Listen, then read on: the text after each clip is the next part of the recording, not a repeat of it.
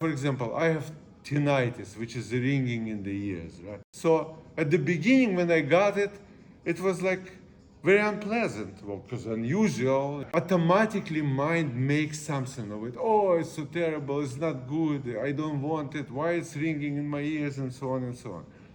But I know already, I know how to get my attention back, right? Attention, it grabs your attention, right? It grabs, because you are Like 24/7. You automatically want to conceptualize. Yeah. That's our habitual pattern, right? We habitually conceptualize life.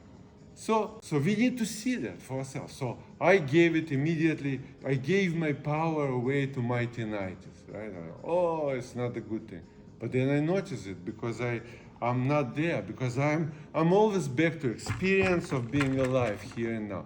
The experience of being alive here and now is the only thing in existence. There is no tomorrow, there's no past, there's no nothing. This is it.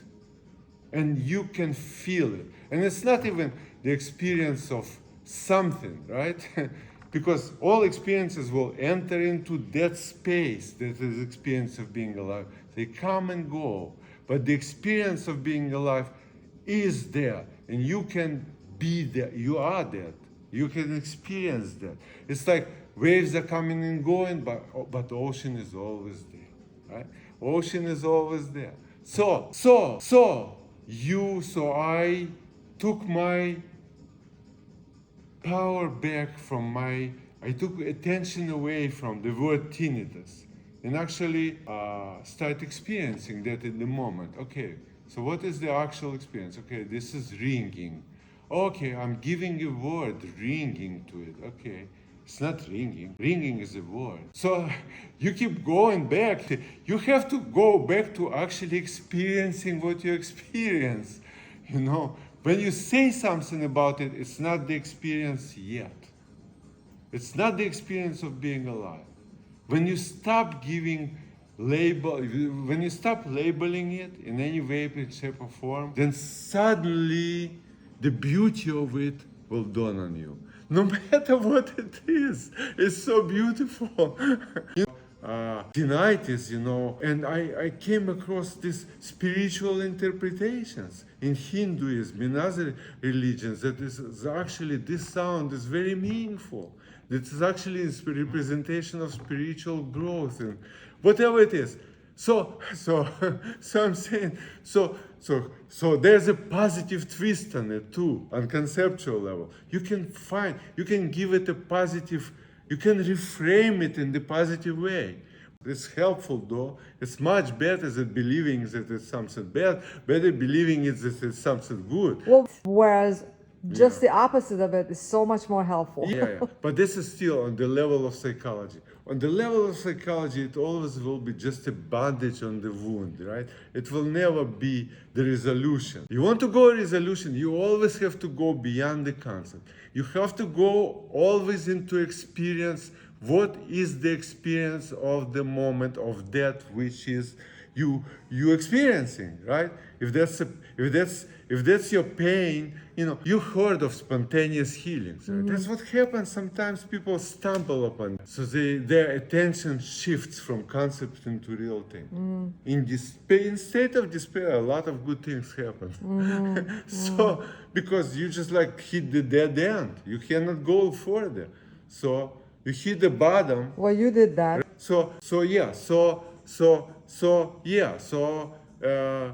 In case of tinnitus, I didn't go that deep. I just turned around. But before Well, in my life, well, you went pretty deep even with tinnitus for some time. Yeah. No, it hit you. Many hard. people commit suicide over that. People do, and that's very, very sad.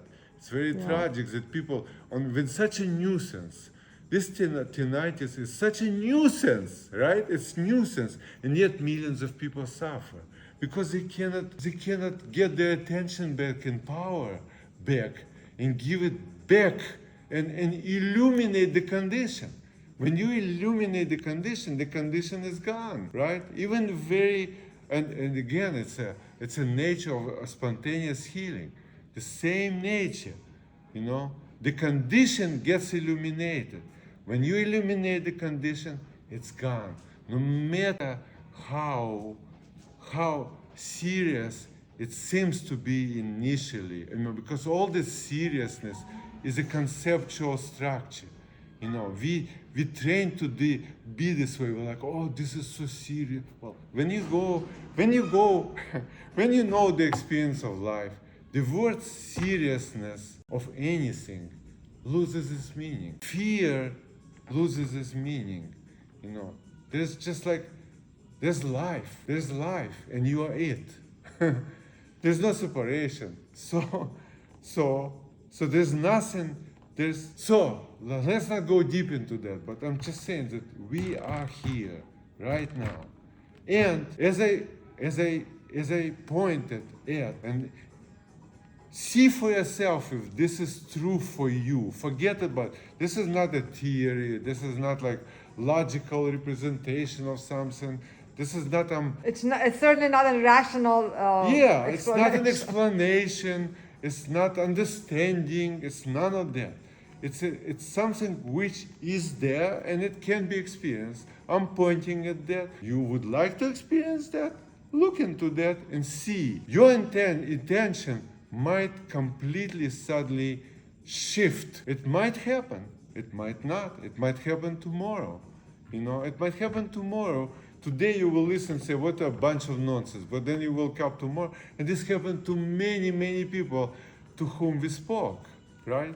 Because, at the moment people get confused, and then next day they come to you and say, oh my God, I woke up and like I'm in a different world. The world is completely different. Of course it's different. It's a real world. Yesterday it was just a conceptual structure.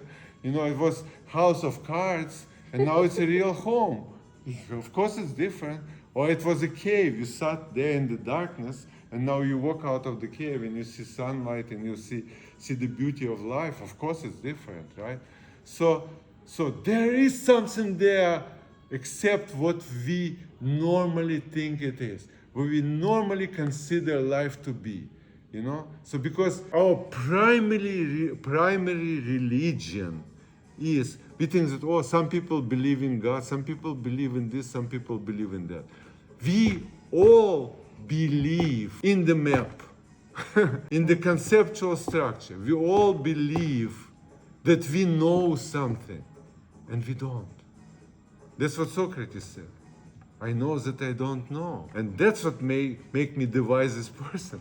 Yes, of course, if you know and you take your knowledge seriously, and it becomes your belief system, right?